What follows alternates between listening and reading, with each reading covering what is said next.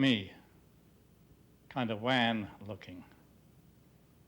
And my studio in New York, up front some pepper and salt, and way back some bands of steel and metal rods and things. And Ray Thorburn. Ray is from New Zealand, and he's got me running around.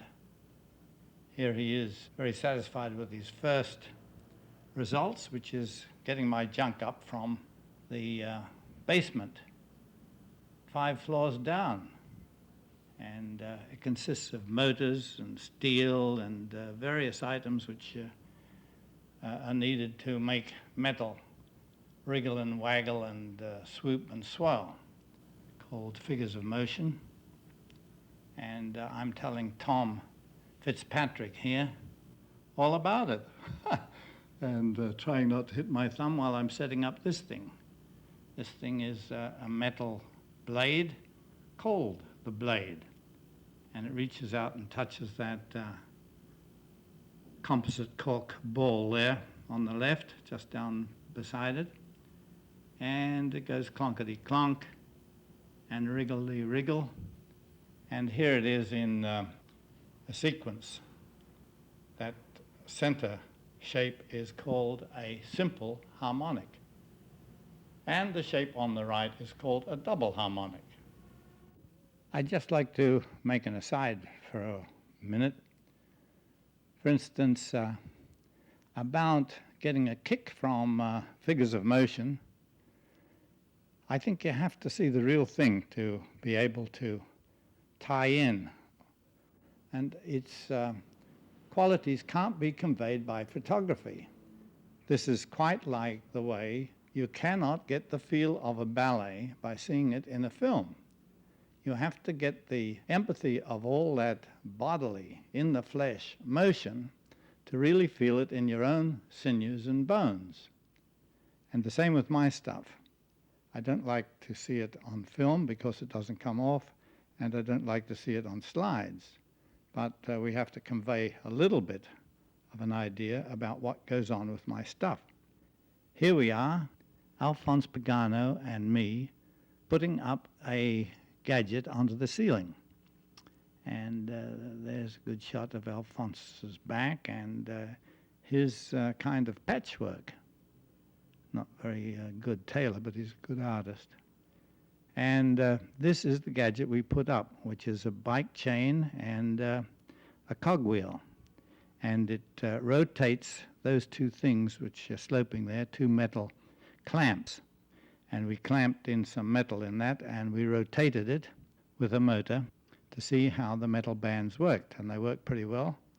So we made a more sophisticated turning device. And if you note those 2 clamps pointing in at the bottom there to the shaft, and here they're pointing out. And that's because they swivel as the weight of the metal alters while the shaft's turning. Here they're putting the metal in the clamp, and here it is hanging down. That's a 3-inch band of metal, 3 inches wide, and kind of like razor blade steel, very thin and very flexible. As the top shaft turns, the thing flips inside out with quite a nice noise. Well, I don't know about nice, but quite a racket.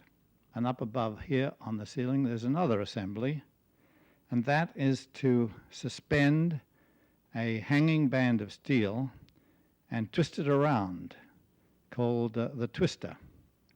It goes into that clamp, and here is the twister hanging down. And what am I doing here? It looks as if I'm flying a kite. Well, we'll let it go. And here is that hanging band of steel, which, when it is swelled around and around, it goes into harmonic shapes. And then suddenly the thing is clamped with a brake up at the head, and it straightens out with quite a terrific cascading icy type resonant sound.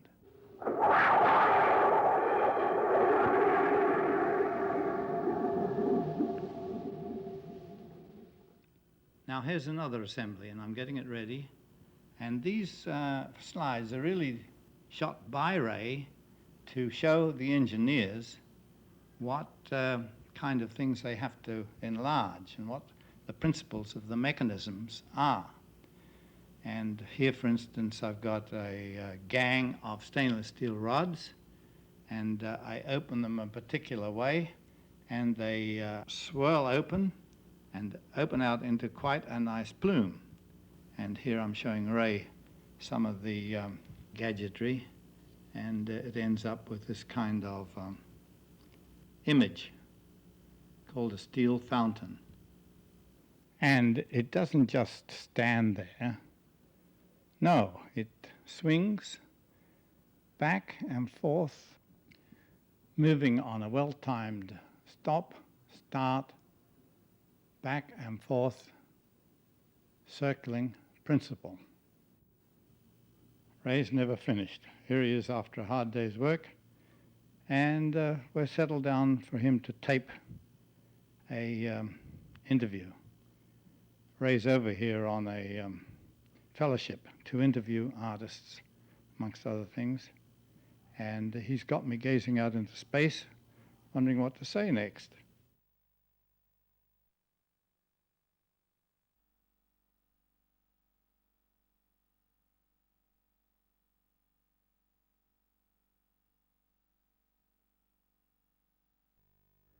This is a brown paper bag idea. I made a quick note of it like a poet makes a note of a poem on the back of an old envelope. So here we have then a temple, a note for a temple. And this temple sits in the middle of a lake. And I hope the architect who takes on the job one of these fine future days will think of it in terms of a huge abstract cumulus cloud. It should have some large kinetic doodads set up in the lake around it, like, for instance, the steel fountain. It's planned to go 150 foot high, with stainless steel tubes swaying back and forth as it rotates, and the rotating would be created from the force of huge jets of water, 5 jets, all aimed at its base and engaging fins or louvers or paddles at the base. I first execute these ideas in small models, and here, for instance, is a 7-foot fountain, and beside it is a 36-foot high wind wand, to give you an idea of how it would look in a large scale related to figures. Here is a kinetic figure of motion called flying discs. It consists of 5 stainless steel discs, each 25 foot in diameter. When they are spun fast, they float up and down. This little model shows why they float up and down. This disc is thin enough so that its sides droop when it is suspended from the center. And when spun, the drooping sides act like propellers or propelling fins and cause the disc to rise and fall because the sides straighten out and the propeller effect is lost. Water is sprinkled up from below at the spinning discs, and it makes a nice rain on the tin roof sound. The sprinkling effect is alternated with other effects, such as powerful spurts of water causing the discs to dart in and out of the jets at all angles. Doing this, they execute a flashing dance to the accompaniment of their own ringing steel-like cymbal sounds. Okay, next we go off to look at the steel tube of the water swirler. There it is on the left, standing still with water spurting out from both sides. It then assumes a fish-like shape, they call it a harmonic, like this fish standing on its nose, and the water is flung from side to side. Finally, it assumes a swirling, rotating action which is climaxed when the basin of water in which the swirler stands becomes a whirlpool, and the whirlpool rotates in the same direction as the water spiral it's sending out. Now, if you're in a canoe, you can paddle off over to the Avenue of Twisters, and this consists of, I suppose about 15 twisters either side of a lane, an avenue, and they hang down about, 20 feet. I know I've got an 8-footer up in my studio. Spun at the top in different speeds, these twisters go into various shapes.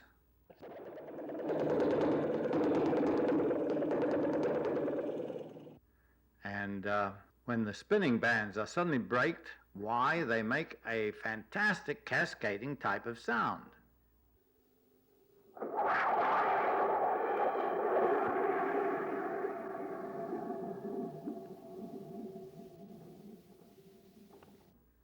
Instead of describing the other lake items, maybe we'd better go and get our seat in the temple before the show starts. As I said, the Temple of Lightning is designed to house a particular kinetic work called Sun, Land and Sea. This is a scale drawing. The main sea serpent, the god of the sea, is 150 foot long. The cave goddess hangs down in a 60-foot long loop, while the sun ball is 12 foot in diameter. 6 sea serpents, 3 on either side of the sea god, accompany him in his undulating dances. The cave goddess, of which this is a 5-foot small model, slowly turns at the top, but her weight at the bottom holds her, so she spreads out in the shape of an upended pear, when suddenly she flips inside out and the cycle repeats. The doors are closed. The temple is battened down. The sea god raises up off his seabed and pauses en route to send undulating waves along his entire length. When they reach his head, they make a most crashing kind of sound, something like you hear from a bullwhip. It's the same principle. The sea god fronts onto the cave goddess. The undulating waves run along his back in ever-increasing tempo. The cave goddess responds with her flips. Now the sea god pauses. The cave goddess strains to flip. The sound of her flipping is heard, but she hasn't flipped when, bam! The god of the sea shoots a 25 million volt arc of electricity through the cave goddess to the sun ball. And don't ask me why. Ask Freud.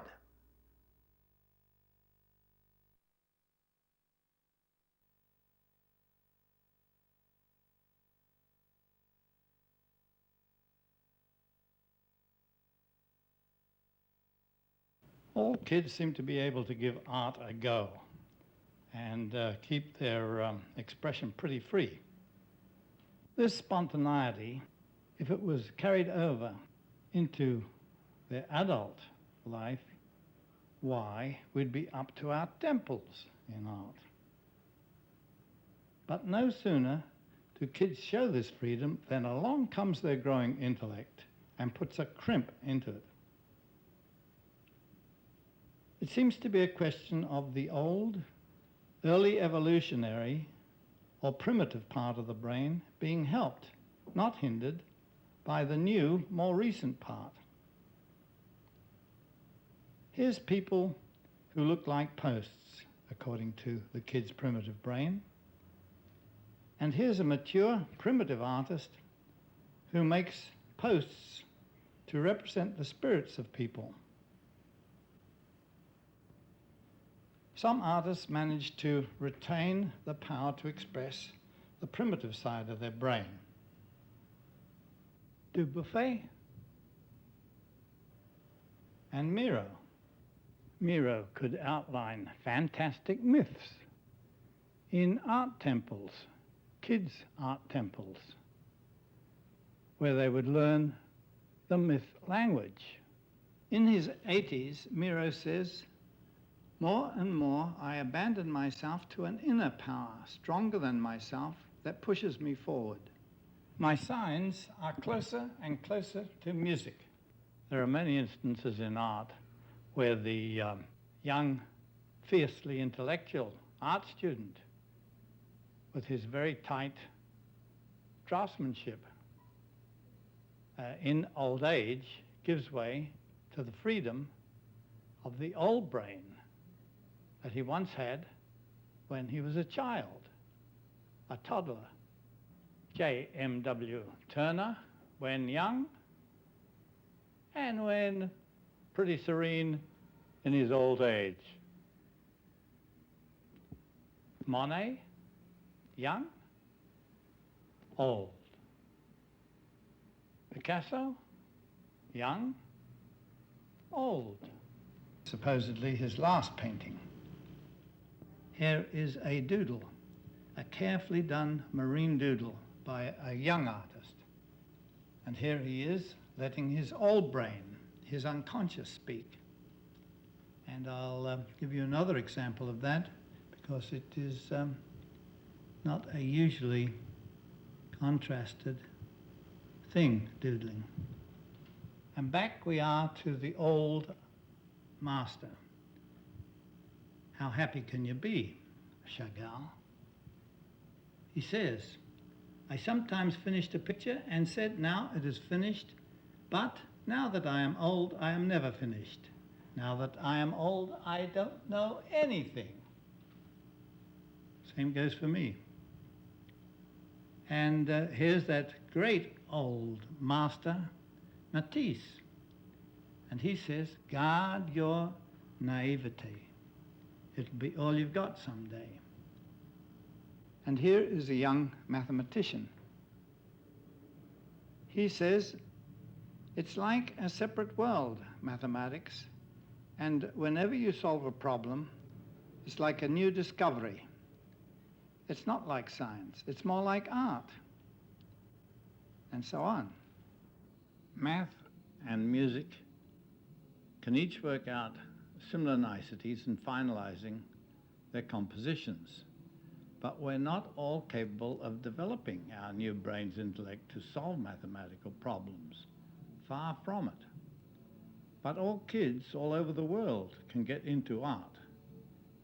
And we can all stay with its feelings simply by developing our old brain of the senses. And that's the job. Although both the old and the new part of our brain need exercise and training, the new brain remains the intellect and the old brain remains the emotional seat of the senses. And it's that old emotional side of the brain we want to develop. This and the next few drawings are by the same budding artist, Liz Bamberg. Although her old brain eventually gives way to the new, as it must with us all, yet she retains her inventiveness, and it's signified here by that floating debris by the figure's head.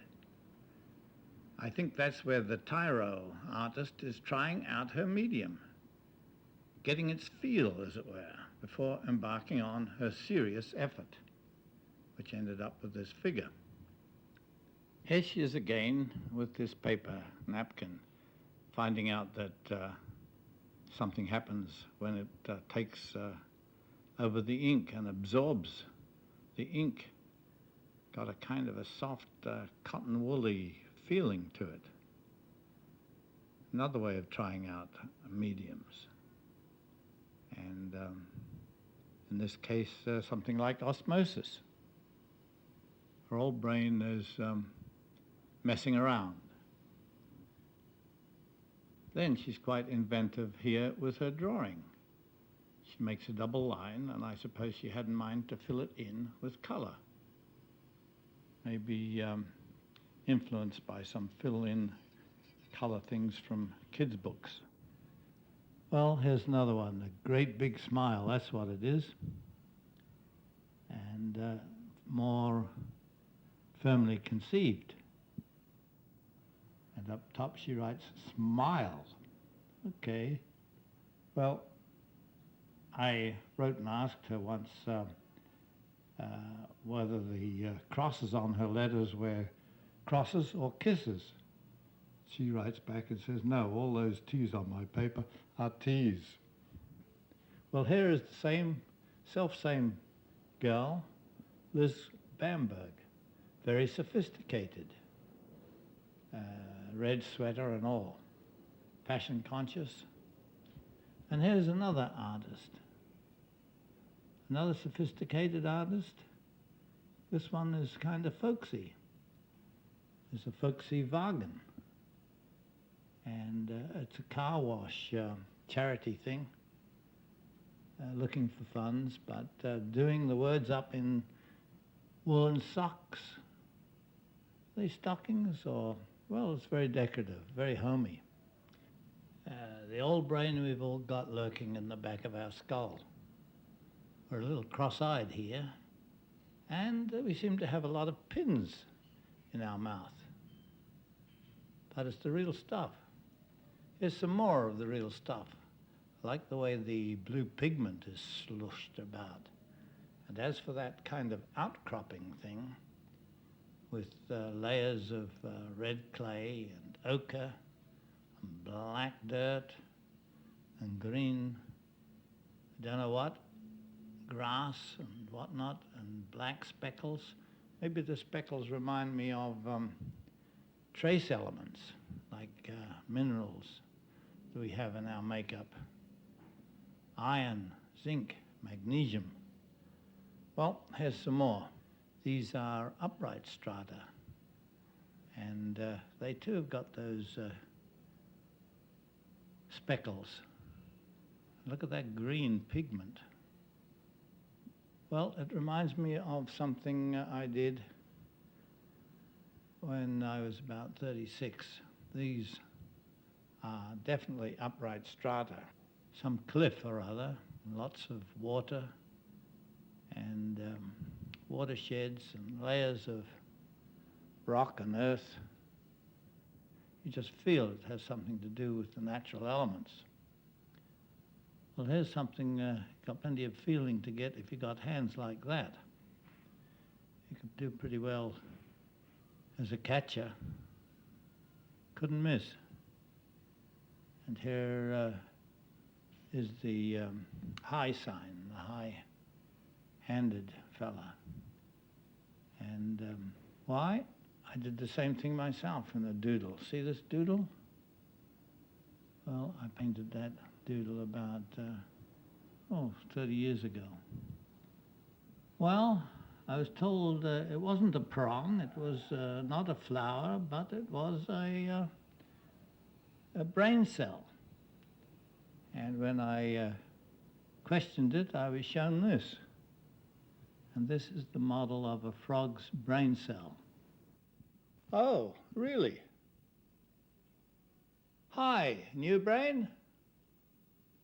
Hi, old brain. How's life? Great. Let's make it together.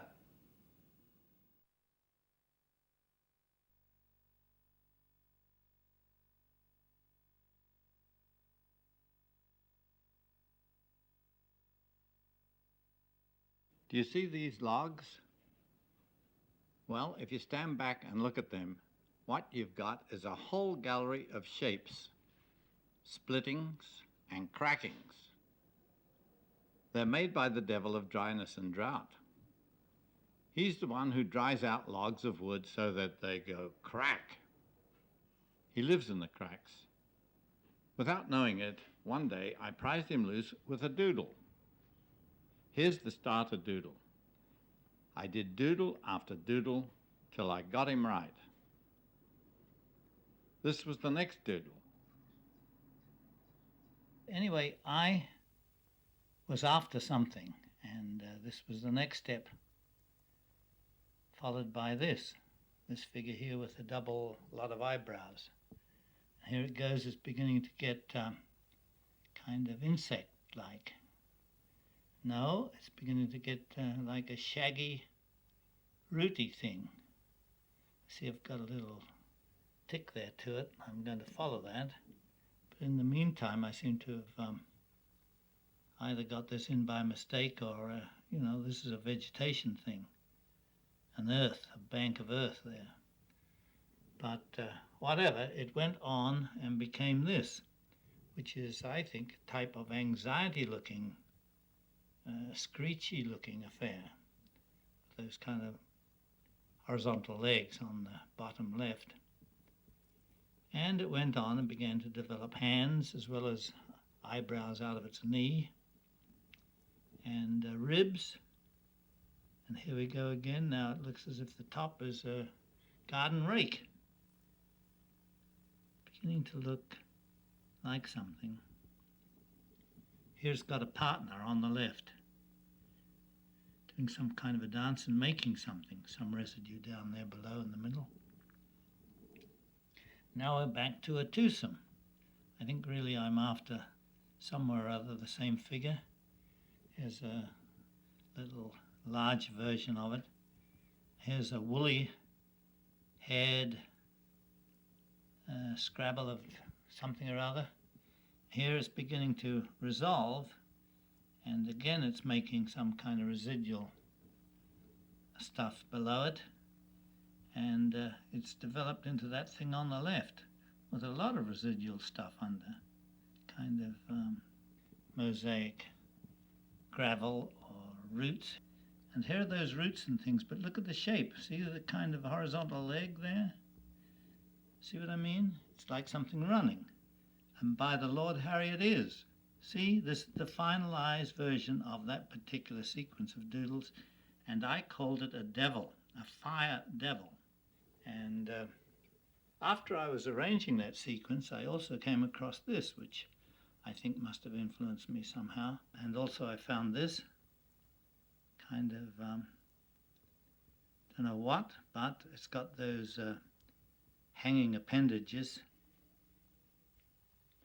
Well, here it is now, sketched out because I'm going to try and get a composition out of it. So I've got the fire devil there, and I've got these Rudy Toots. And I was digging my doodles. I went outside, and there was Alphonse Pagano digging a ditch, as all young artists must. And they looked familiar.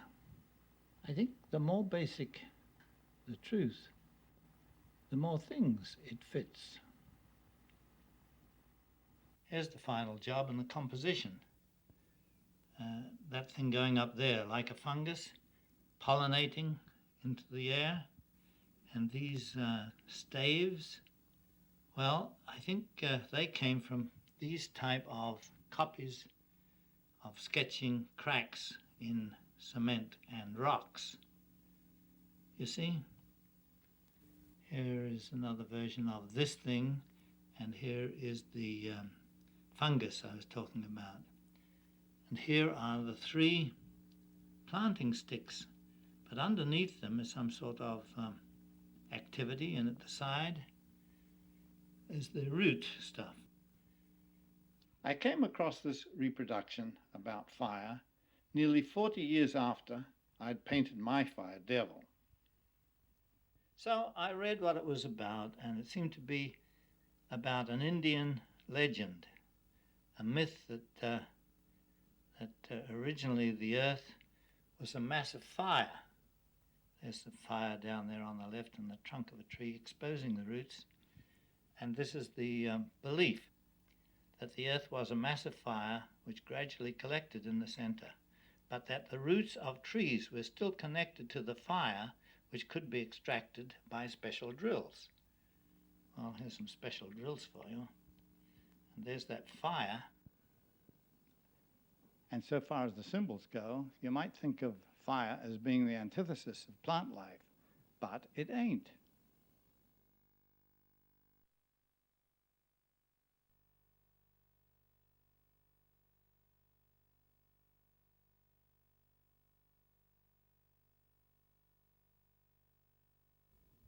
If this were a guessing game and you were guessing what this was, quite apart from the fact that it's a lot of cement that's gone and got cracked, but if the shapes meant anything and you were guessing about them, why, how about it being a head there on the left and a buffalo's hump, a little anthill on top of it, and the two legs, two forelegs. But then instead of rear legs, the thing seems to have another head. So it's a two-headed, two-legged buffalo ant heap. Well, that's all right for one guess. Now, if you really want to know what it's all about, I'll tell you. It's about drawing shapes made by cracks. Why?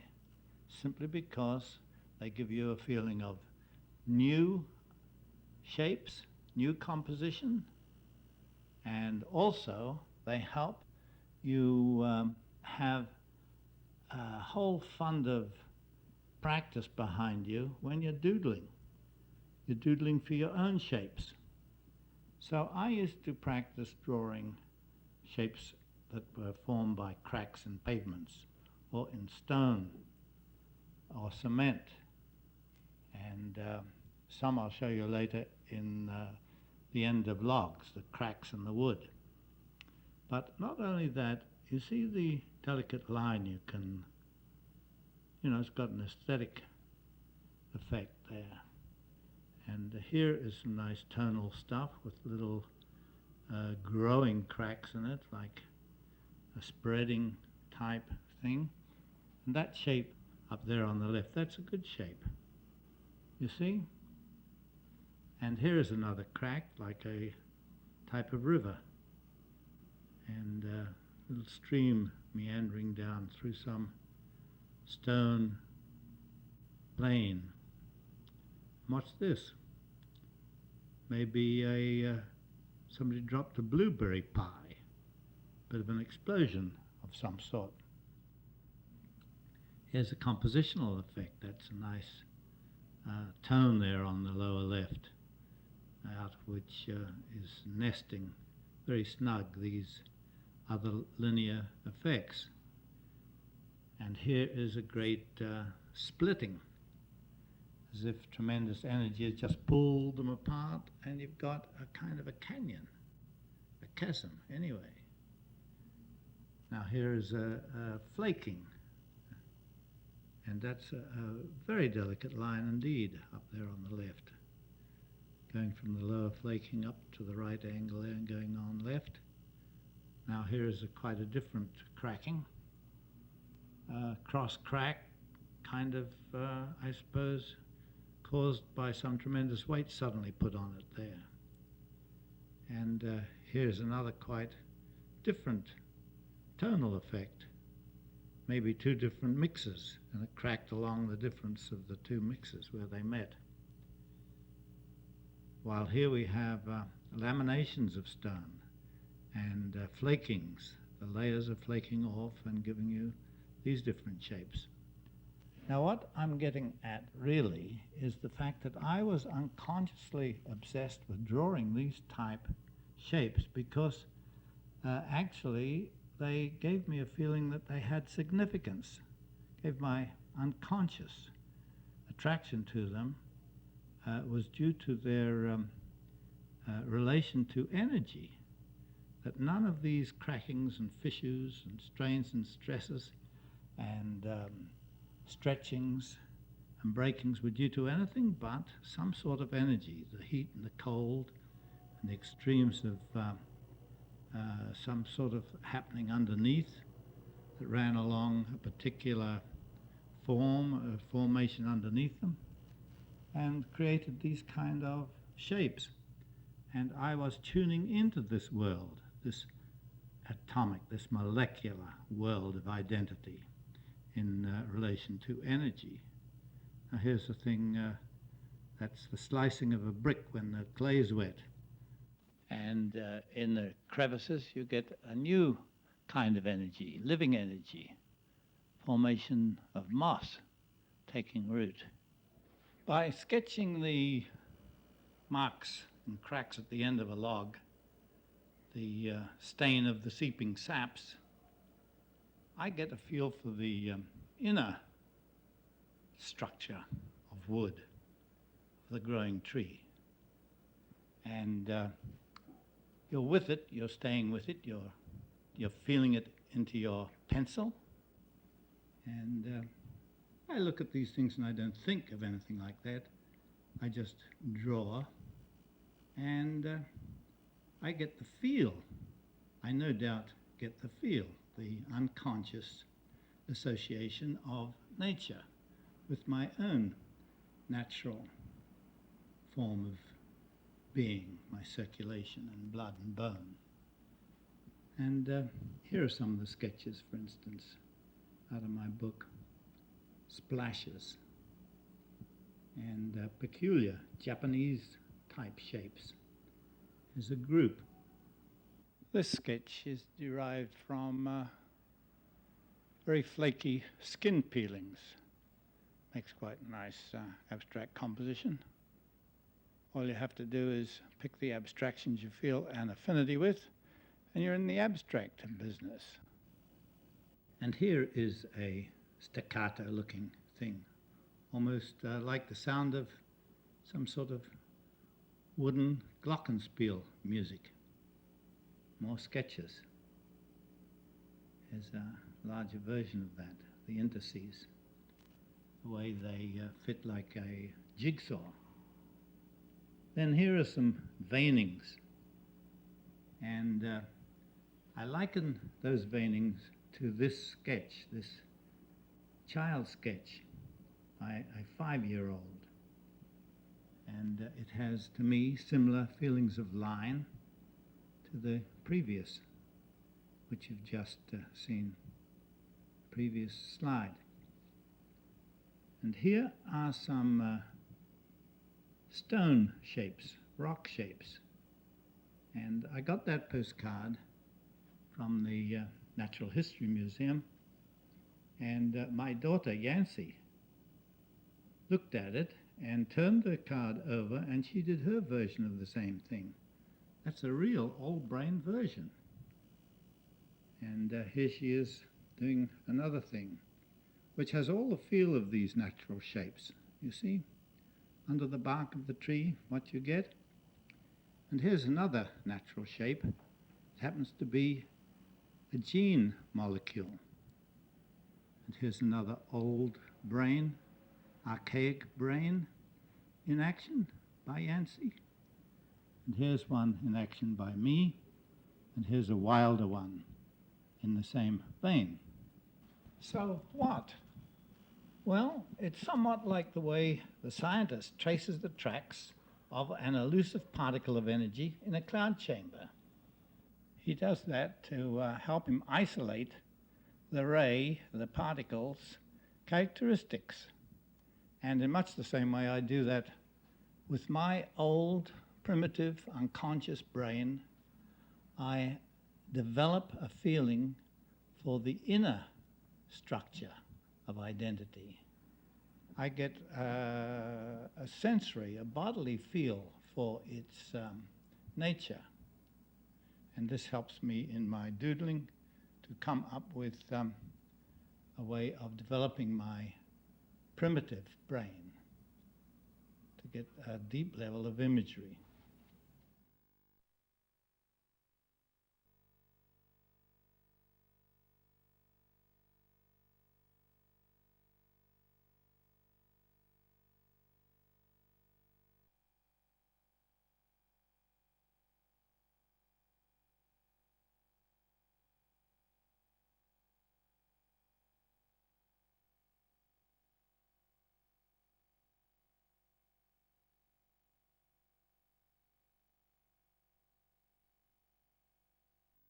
Here is something that beautifully free sketch of Eve and her apples. It's by Matisse, and it more or less epitomizes his style of Western art. And right here is a classical version of Western art in the classical tradition. And here is a equivalent image, but in the primitive tradition, the old brain. One here is not better than the other there. They're both equally aesthetic in merit. One is for the way things feel in the spirit world, and the other is for the way things look in the real world.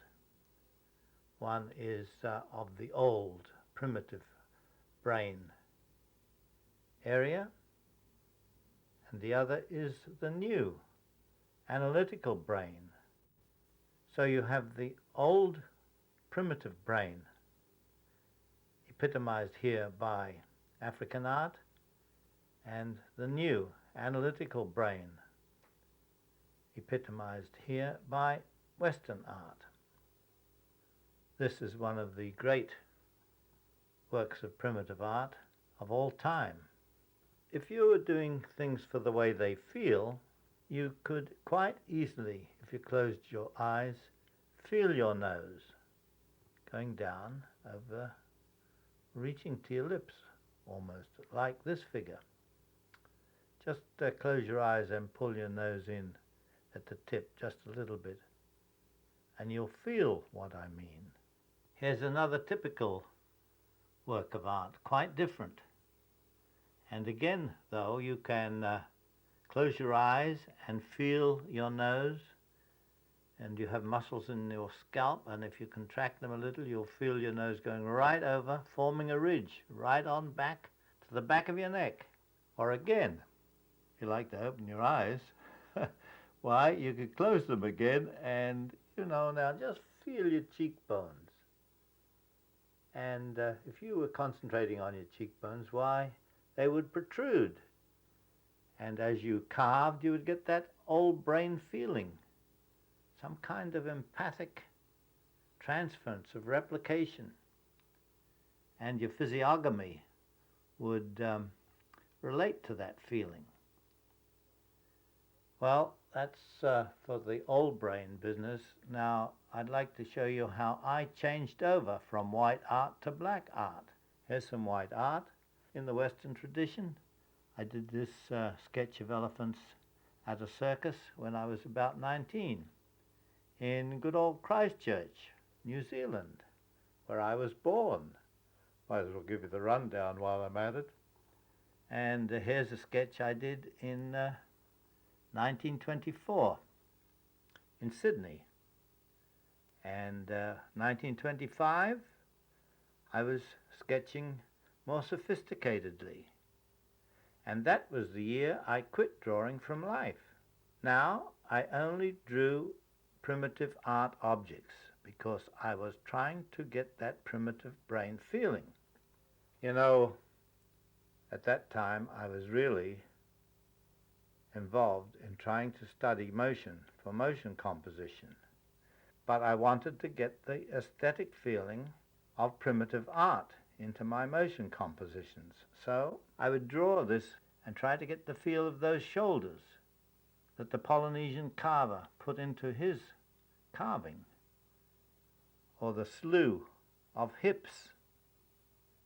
And then I would go again, maybe the next lunch hour, and sketch this African art object, and stand there and wonder how those legs fitted into what way of dancing, and that nose like a prow that could carve through any seas.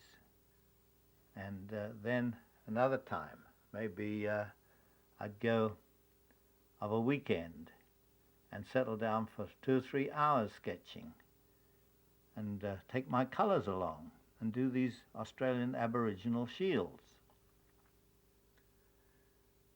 Here you have some of the most wonderful patterns, unbelievably original designs. Now here's a different lot, an eightsome, but I think that one down lower left is not Australian, it's a New Britain Melanesian pattern. How it got in there I don't know. And here is another, I don't know, count, 14-some. Yes. And as for this gird, I used to look at designs like that and think, now where did those Assyrians, those ancient Egyptians, those Greeks or Chinese ever devise and create designs equal to that? Never. You see these spatula heads? Handles to put lime on the hair. Now that's terrific finesse without going too boudoir about it. Don't you think? Almost musical.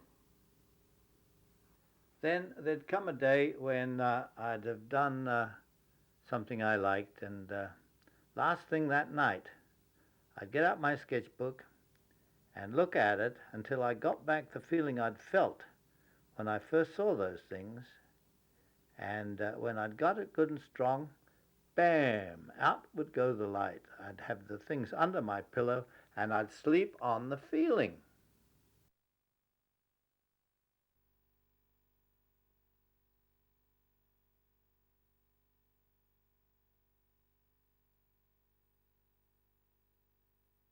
I was reading an article about particles of energy, just the other day this was, when something in my brain cells went...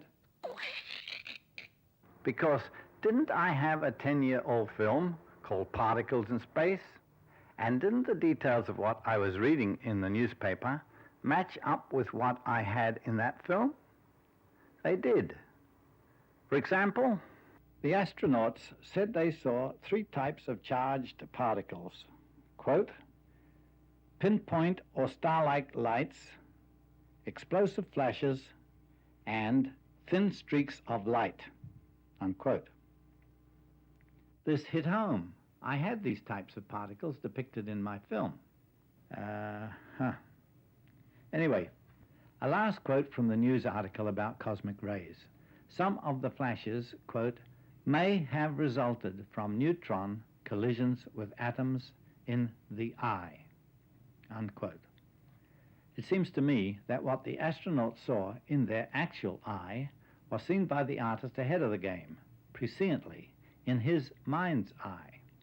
I have a hunch that this prescience comes from within, that it is registered in the genetic archives of the body, archives that were laid down millions of years ago.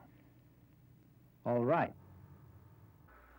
not only does this film go on about energy like scientists go on about it, but it also goes on about energy quite like the way great African myth makers and musicians go on about it. I found out about this when I got down a disc envelope to read a booklet about the African rhythms I'd used on the main music of the film. It was after the film was finished, that is, the music was also dubbed onto the film track, that I decided to read the booklet that came with the new disc I had bought for that dubbing.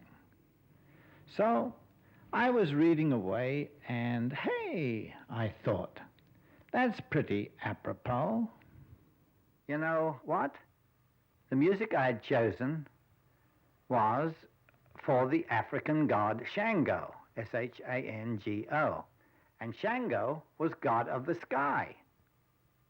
Then I read on, and it seems that he made thunder and threw lightning around. Well, that's good. That fits in pretty well, because I used the sound effects which I got from one of my works called Storm King. This thing here I'm hanging on to, that's Storm King. It's shaken at the top, and it makes just one hell of a hullabaloo. Maybe before we go any further, to get rid of all these fancy ideas we have to struggle with, let's hear some of Storm King's sound. Okay? Here you go. Hang on.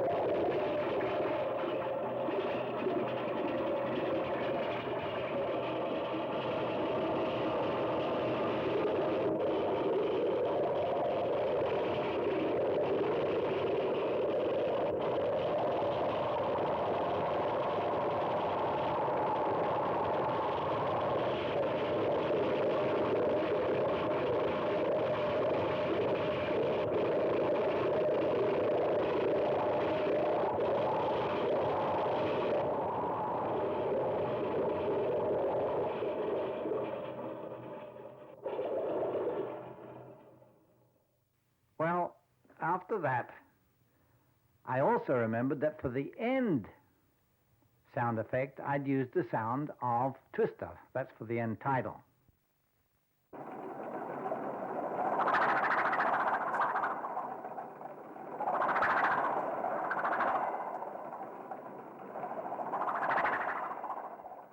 So for the beginning title and the end title, I had two storm figures, Storm King and Twister. And in the middle, I had Shango's African music, and I also had a cut of another soundtrack. And do you know what? I read on, and the musicologist said that Shango's music had spread throughout the West Indies, that his cult was still practiced in Cuba, parts of Cuba, and in Haiti. So I thought, well, I've really done the hat trick for Shango. I've given him 3 in a row. I've zeroed in on him through his original music. I've zeroed in on him again through the sound effects of Storm King and Twister. And thirdly, I've used a Bahama jump rhythm.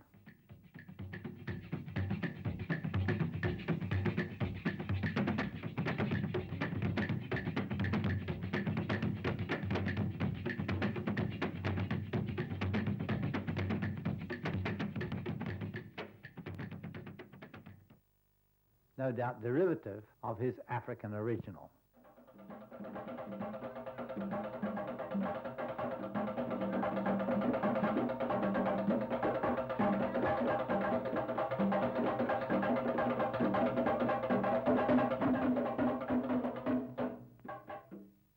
Okay, now let's wind up what we've been describing here, and we'll let old Storm King preside over my conclusions concerning this apparently gene-deep artistic consanguinity between me and the Yoruba. The way I see it, both the Yorubans and myself tie in our deepest sense of essential selfness with the feeling of energy. They tie in their feeling with the energy of nature, typified for them by thunder and lightning, and in turn personified by their god Shango. And they exercise this sensibility in the drum and dance rituals of their religion. I tie in my deepest sense of being with the image of energy also. I personify it for myself with figures of motion like Storm King and Twister.